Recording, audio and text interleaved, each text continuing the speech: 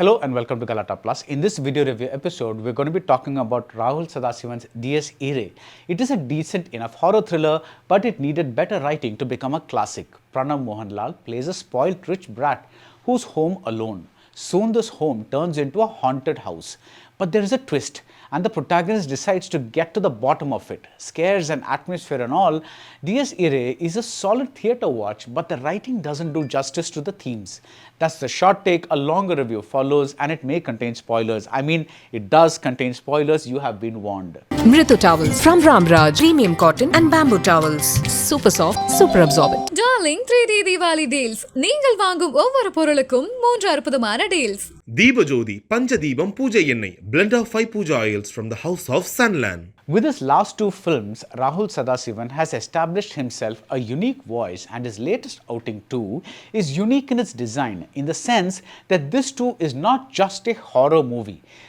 Irae has Pranav Mohanlal as Rohan. He is an architect, but he has inherited his father's business and his father's riches. Other architects would probably call Rohan a nepo kid.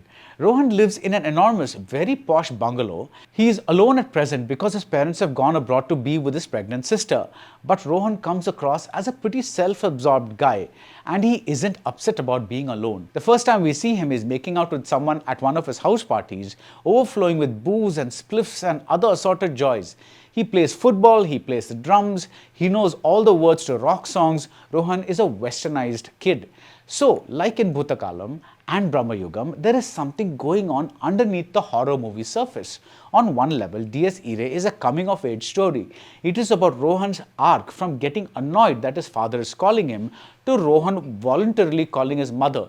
It is about this westernized guy getting in touch with his Indian emotions. This is a story about the relationship between parents and children and the extent to which parents will go to ensure the happiness of their children. By the end, Rohan is a much nicer, more caring person than he was at the beginning. On another level, Irae is the story of yearning. What if we love someone who does not love us back, or worse, does not even know that we exist? What if we did not know what to do other than stalking this person and hoping that this person will notice us? Peel away the jump scares and the presentation of a horror film, and we see that Rahul Sadasivan has once again used genre tropes to dive into bigger themes. The story gets going when Rohan learns that a classmate has died by suicide. We learn that this woman was a dancer and someone Rohan has had a fling with. But she took the whole thing seriously and wanted to marry him, and he stopped taking her calls. And in the hands of a lesser filmmaker, Irae would have been a film about a ghost taking revenge on the man who used her and discarded her. Or to put it differently, a man who ghosted a woman ends up being harassed by her ghost. But this plot point turns out to be a superb case of misdirection. The structure of the film too is fascinating. The first half is your classic haunted house story. Rohan lives alone, he senses things, he hears things, and soon an unseen force is dragging him across the floor, with a force you expect from a wrestler rather than a dancer.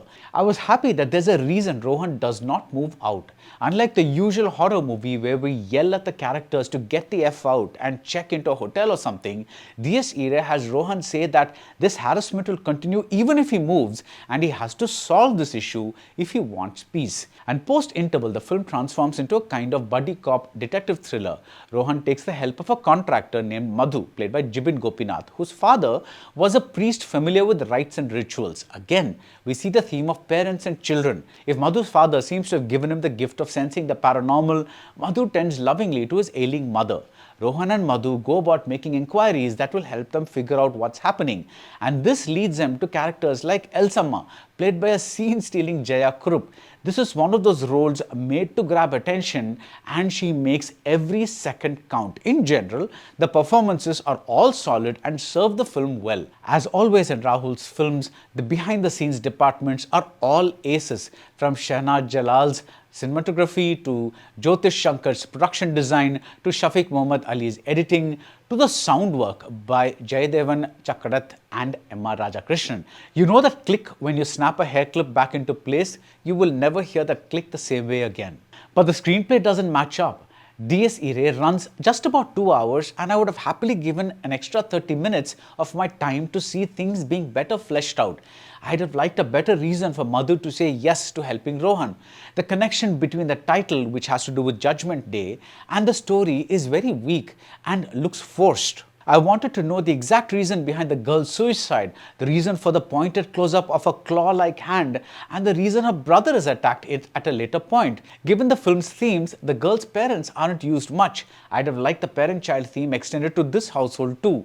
A horror set piece at Madhu's house looks as random and gimmicky as the so-called twist at the end. I mean, seriously. And instead of the criminal confessing to the crime in one huge and chunky monologue, I'd have liked this reveal to have come in bits as the investigation goes on.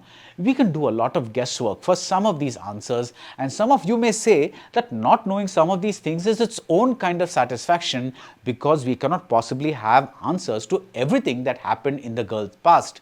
But that makes DS Irae less satisfying than Rahul's other work.